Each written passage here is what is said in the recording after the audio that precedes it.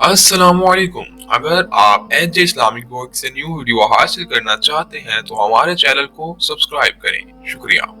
اگر ہمیں کوئی شخص کہتا ہے کہ شب برات کو اٹھ کے نفل نہ پڑھو تو بھائی نفل ہم نے پڑھنے اللہ کی رضا کے لیے، ہمیں کسی بندے سے ڈگری لینے کی ضرورت نہیں، نہ تو ہمارے اور رب کے درمیان معاذ اللہ کوئی وسیلہ ہے کہ تو کہے گا تو پڑھیں گے، جب دل کرے گا پڑھیں گے، اور جتنے دل کرے گا پڑھیں گے۔ ہم تو نفل کہہ رہے ہیں اس کو، ہم نے کب کہا ہے ضروری ہے جو عشاء پڑھ کے سو جائے فجر تک سویا رہے، ہم اس کو گناہگار نہیں کہہ رہے، لیکن یہ ضرور کہیں گے کہ گولڈن چانس مس کر دی۔ بیان شروع ہونے سے پہلے سب میرے بہن بھائی ایک بار درود شریف پڑھ لیں۔ شکریہ۔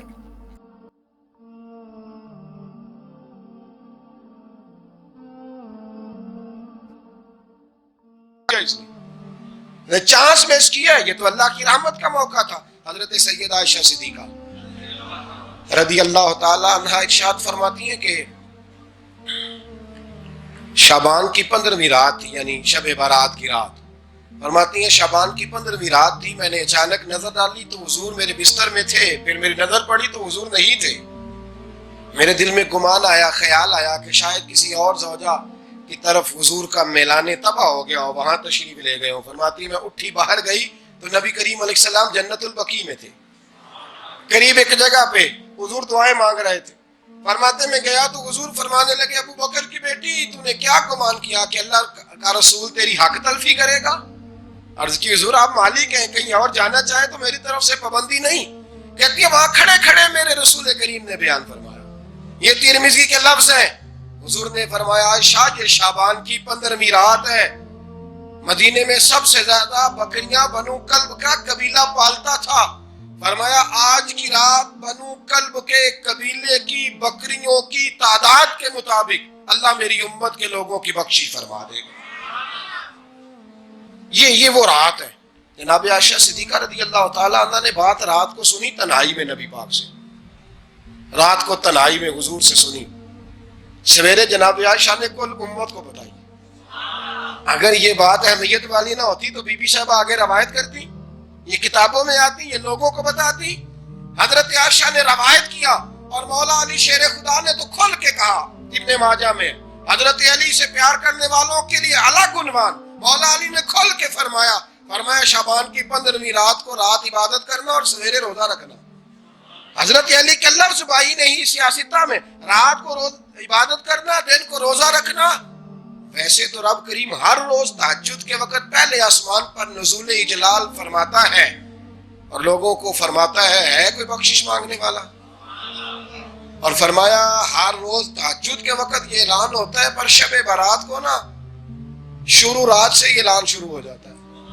ادھر دیکھو میری طرف، مغرب سے اعلان شروع ہو جائے گا۔ اللہ کرے آپ کو سمجھ آئے، اللہ کرے آپ کو، اور بھائی یہاں بار لوٹ سیل لگ جائے، یہاں ابھی سیل لگ جائے، 5000 والا جوڑا 1500 میں تو رش ختم ہوگا۔ اور بھائی اگر یہ لگ جائے، چلو یہ تو دور کی بات ہے نا، ہم تو لنگر والے لوگ ہیں، اگر لنگر کا اعلان ہو جائے یہ بڑا تگڑا ہے، بڑا تگڑا، ہمارے ہاں تو شادی کی روٹی کھلتی ہے تو لوگ آخری روٹی سمجھ کے کھاتے ہیں، شاید اللہ ماشاءاللہ یہ آخری ہے، اس کے بعد نہ ملے گی۔ جب اعلان ہوتا ہے اور دعوت ہوتی ہے کہ کھلا ہے جی کھاؤ، کیا حشر ہوتا ہے، کیا انداز ہے۔ مولا علی شیر خدا حدیث روایت کرتے ہیں، رنگ کیا ہے؟ فرمایا باقی راتوں میں نا تھوڑا سا پیکج ہوتا ہے، تھوڑا سا، آخری حصے میں رات کے شب برات کو نا رات چڑھتے ہی اللہ پہلے آسمان پر جو اس کی شان کے لائق ہے نزول جلال فرماتا ہے، اور پہلا جملہ یہ فرماتا ہے کوئی معافی مانگنے والا؟ اللہ کرے آپ کو سمجھ آئے، یعنی معافی دینے والا کہہ رہا ہے چلو آؤ ادھر آؤ ذرا معافی مانگو، میں معاف کرنے آیا ہوں، مانگو معافی، ہے کوئی معافی مانگنے والا؟ معاف کر دیں گے۔ اور آپ فرماتے ہیں ہے کوئی رزق مانگنے والا؟ وہ جو بڑی درخواستیں دیتے پھرتے ہیں نا مختلف اداروں میں، وہ ایک درخواست نا کل شب برات والی رات بھی دیں۔ اللہ کرے آپ کو سمجھ آئے۔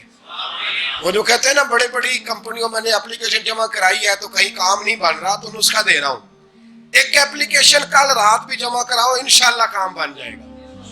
اور میں نہیں کہہ رہا، مولا علی شیر خدا فرما رہے ہیں، اور وہ خود نہیں فرما رہے، وہ نبی پاک کا فرمان نقل کر رہے ہیں، اور وہ رسول اللہ صلی اللہ علیہ وسلم کی بات نہیں بیان کر رہے، وہ کہتے ہیں رب فرماتا ہے کوئی روزی مانگنے والا؟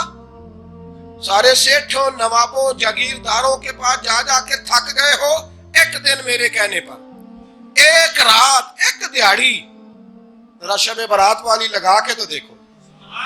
پر شرط یہ ہے کہ یقین کامل ہو، ارادہ یہ، مطلب اللہ معاف کرے آپ نے ناراض نہیں ہونا، لیکن وہ ماحول اس طرح کا ہے کہ شب برات میں ایک دو ساتھی کو کہا رات کو عبادت کر کہتے ہیں جی وہ تو ٹھیک ہے پر سویرے چھٹی نہیں، کام کرنا ہے۔ یعنی رب کہہ رہا ہے کہ تو آ جا شب برات کی رات، جو مانگے گا وہ تجھے، لیکن یہ ادھر نہیں توجہ کر رہا، یہ کہتا ہے سویرے 10 بجے دکان نہ کھولی تو مشکل ہو جائے گی، دفتر نہ گیا تو حالات آپ دیکھیں ذرا۔ اب جب یقین اس طرح کا ہو تو پھر تو بھائی ساری زندگی اداروں میں درخواستیں دینی ہے، پھر آپ جیسا آپ کا مزاج ہوگا۔ اللہ تعالیٰ تو بندے کے گمان کے قریب ہے، تو میرے رسول پاک علیہ السلام نے ہمیں یہ میسج دیا، پیغام دیا، فرمائے اس رات جو اولاد مانگے گا رب اسے بھی عطا فرمائے گا، اس رات جو اللہ سے بخشش مانگے گا اللہ اسے بھی دے گا، اس رات جو رب کریم سے عزت مانگے گا اللہ اسے بھی عطا کرے گا۔ شارحین نے لکھا اس رات جو رب سے پردہ پوشی مانگے گا اللہ اسے پردہ پوشی بھی عطا کرے گا، جو جنت کا سوالی ہوگا رب اپنے فضل سے عطا فرمائے گا۔ کوشش فرمائے، کوشش فرمائے۔ 10 محرم کو ہمارے ہاں لوگ جاتے ہیں قبرستان، وہ کسی حدیث سے ثابت نہیں، میں منع نہیں کر رہا، جائیں 9 محرم کو جائیں، 10 کو جائیں، 11 کو جائیں، 8 کو جائیں، سفر میں جائیں، ربیع الاول میں جائیں، قبرستان میں جب بھی جائیں، منع نہیں ہے، لیکن شب برات والی رات تو خود رسول کریم گئے ہیں نا قبرستان۔ اب جو بات میں نے سمجھانی ہے اس کو سمجھیں، نبی پاک کی والدہ کا مزار نہیں ہے وہاں جنت البقیع میں، حضور کے کو بھائی بہن، حضور کیا کرنے گئے؟ امت کی بخشش کے لیے گئے۔ شب برات کی رات لالچی نہ بنے کہ صرف میں نے اپنے لیے روزی مانگنی ہے، کل امت کے لیے مانگے رب کریم سے، مانگے اپنے بھائی کے لیے، مانگے اپنی بہن کے لیے، مانگے اپنے بیٹے کے لیے، مانگے اپنی بیٹی کے لیے، مانگے اللہ کریم۔ یہ مانگنے کی رات ہے۔ پچھلی راتی رحمت رب دی کرے بلند آوازہ، بخشش منگن وارے کارن کھلا جے دروازہ، آئیں اللہ کی بارگاہ میں اس رات کو کھل کے دعا مانگے۔ قبرستانوں میں نہ کچھ قبریں ایسی ہیں کہ جو بتاتی ہیں کہ سالوں بیت گئے ہیں کوئی آیا نہیں، کچھ قبریں بتاتی ہیں، اور کچھ بڑے قبرستان بڑے شہروں میں ایسے بھی ہیں کہ جن کا گورکن کہتا ہے کہ مجھے کمیٹی نے کہہ دیا ہے جہاں 4-5 سال کوئی نہ آئے وہاں نئی قبر بنا دیا کرو، وہاں نئی قبر بن جاتی ہے معاذ اللہ۔ او بھائی کچھ ہیں ایسے، کچھ ہیں، یہ جائیں نا اکبر بادشاہ یہاں لیٹا ہے لاہور میں، شعر لکھا ہوا ہے، بر مزارے ماں غریباں نے گلے پروانہ سوزز نے صدائے بلبلے، فارسی کا مقولہ لکھا ہے اس کی قبر پہ، کہتا ہے میں وہ غریب ہوں، اعلیٰ بادشاہ ہے مقبرے میں لیٹا ہے، کہتا ہے میں وہ غریب ہوں کہ نہ یہاں کوئی پروانہ آتا ہے نہ بلبل آ کے گیت گاتی، کوئی آتا ہی نہیں، کوئی فاتحہ نہیں پڑھتا، کوئی فاتحہ نہیں پڑھتا۔ وہ بھائی کئی قبریں ایسی ہیں جن پہ سالوں بیت گئے کوئی لوٹا نہیں۔ اور مشکات میں حدیث ہے، میرے نبی کریم علیہ السلام نے فرمایا جو قبر میں ہوتا ہے وہ تو اس آدمی کی طرح ہے جو دریا میں ڈوب رہا ہے اور وہ انتظار کر رہا ہے کہ میرا بیٹا میرے لیے دعا مانگے، میری بیٹی دعا مانگے، پر بیٹے کو تو 27 سال ہو گئے، ملک سے باہر ہے، کاغذ بنے گے تو ابے کی قبر پہ آئے گا نا، اس کے تو کاغذات ہی نہیں مکمل ہو رہے، وہ بیٹے کو تو مشکل ہے بڑی، وہ تو کاغذات نہیں بن رہے، وہ تو دولت کا مطالبہ پورا ہوگا تو جب ہی وہ کام ہوگا نا۔ انتظار ہو رہا ہے قبروں میں میرا بیٹا دعا کرے، میرا بھائی دعا کرے، اور اگر بچہ دفن ہے تو وہ کہتا ہے میری ماں دعا کرے، میرا باپ دعا کرے۔ کوشش کریں شب برات بعد از مغرب یہ رواج پیدا کریں، یہ رسول اللہ کا طریقہ ہے صلی اللہ علیہ وسلم۔ قبرستان میں جائیں اور جا کر کے وہاں اللہ تبارک و تعالیٰ سے دعا مانگیں کہ یا اللہ جو اس قبرستان میں لیٹے ہیں وہ بھی، اور جو آج تک کلمہ پڑھنے والے دنیا سے گئے وہ بھی، اور جو قیامت تک جائیں گے وہ بھی، اے اللہ تو سب کی بخشش فرما دے۔ اللہ کی رحمت کو محدود نہ کریں کہ صرف مجھے بخش دے، اسے کہیں یا اللہ کل کی بخشش فرما۔ ساری امت کے لیے دعا کریں، شب برات کی رات نفل پڑھیں۔ ہمارے ہاں محفل ہوتی ہے ہر سال الحمدللہ، بڑے شوق سے بڑا خوبصورت ہم اہتمام کرتے ہیں، لیکن میں اکثر دوستوں سے کہا کرتا ہوں کہ جن کو اکیلے میں نفل پڑھنے میں مزہ ہے وہ اکیلے میں پڑھیں۔ کتنی کھلی بات کر رہا ہوں، میں پابند نہیں کر رہا کہ آپ یہاں آئیں گے، محفل میں آئیں گے، ضروری ہے بھئی آپ کو اکیلے میں مزہ آتا ہے نا، کچھ لوگ تنہائی میں ہو تو دل زیادہ لگتا ہے، وہ تنہائی میں کریں اللہ اللہ کوئی حرج نہیں، لیکن کچھ ایسے ہیں کہ نعت سنتے ہیں تو دل نرم ہوتا ہے، تقریر سنتے ہیں تو دل نرم ہوتا ہے، تو جن کا اس طرح نرم ہوتا ہے وہ مسجد میں آئے، بات سنیں۔ کچھ کو سب کے بیچ بیٹھ کے رونا آتا ہے۔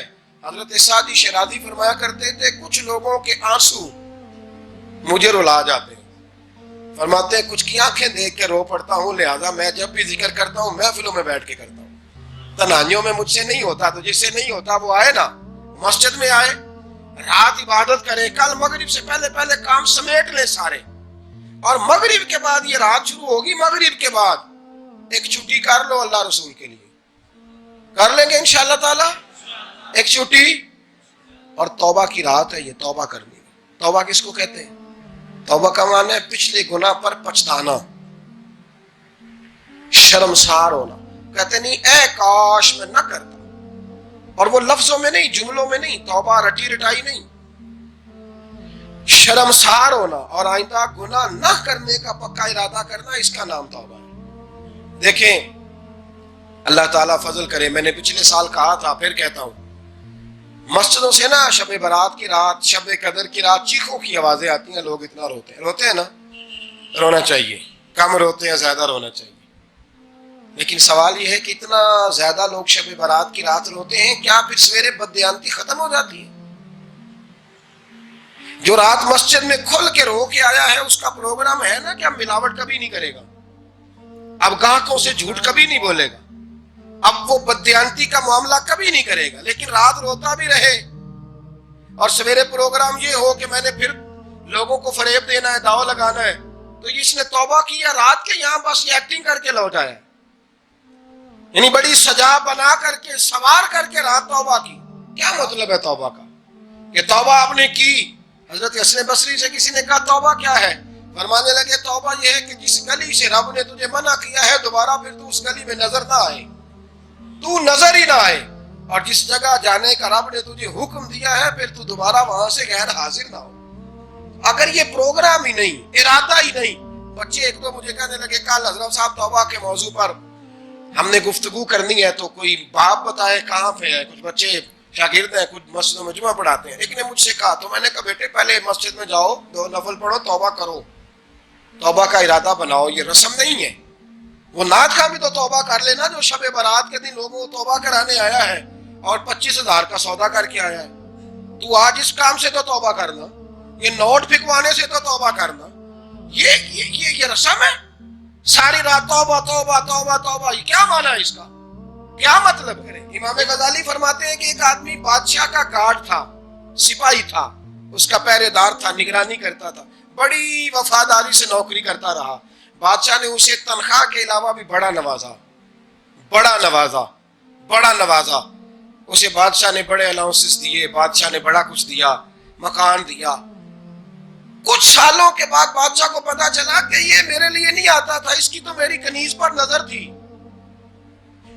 اس نے تو رات کی ڈیوٹی اس لیے لگوائی تھی کہ کنیز پر نظر تھی۔ تو امام فرماتے ہیں کہ بتاؤ پھر وہ بادشاہ اس کے ساتھ کیا سلوک کرے گا؟ وہ کیا سلوک کرے گا؟ تو لوگ کہنے لگے حضور لگتا یہ ہے کہ وہ نا 4-5 حصوں میں کاٹ کے تو کتوں کے آگے پھینکے گا۔ آپ فرمانے لگے میرا رب تو بڑا ہی کریم ہے، وہ تو ایسے نہیں کرتا، لیکن بتلاؤ اگر اسے پتا چلے کہ یہ رسم کے لیے آیا ہے، اس کی تو نظر ہی مال پہ ہے، یہ تو سویرے بدلے گا نہیں، یہ تو دھوکہ دے رہا ہے، یہ تو توبہ کرنے آیا ہی نہیں، اس نے تو ڈھونگ رچایا ہے، اسے تو پہلے سے خبر ہے، تو پھر تم کیا امید رکھتے ہو؟ پھر کیا رویہ رکھتے ہو؟ شب برات کی رات دھاڑے مار مار کے رونا اور صبح اسی طرح دھوکہ دینا، اسی طرح فریب کرنا، اسی طرح جھوٹ بولنا، اسی طرح بددیانتی کرنا، اسی طرح لوگوں کو لوٹنا، تو یہ رسم نہیں ہے توبہ۔ توبہ تو بدل جانے کا نام ہے، توبہ تو پھر سنور جانے کا نام ہے، توبہ تو اس طرح ہے جس طرح حضرت ابراہیم ابن ادھم نے کی تھی، وقت کے بادشاہ تھے، بادشاہ جب توبہ کی تو پھر ہر چیز چھوڑ دی، پھر مال لوگوں میں بانٹ دیا اور پھر ٹاٹ کا لباس پہن کر زندگی گزاری۔ لوگوں نے کہا حضور یہ تبدیلی ہے؟ فرمایا تبدیلی نہیں، یہ میری توبہ ہے، یہ میری توبہ ہے۔ جب توبہ کی تو پھر بدل کے کی، جب توبہ کی تو پھر تبدیل کیا آپ نے. یہ کیا توبہ ہوئی؟ ساری رات روتے رہے, سویرے دکان پہ جا کے پھر قسم اٹھائی کہ مجھے تو پڑتا ہی 11,000 کا ہے. یہ توبہ ہے؟ تو آپ نے اور میں نے توبہ کرنی ہے تو انشاءاللہ تعالیٰ اس طرح کرنی ہے کہ پھر 15ویں شعبان کو بدل جائے.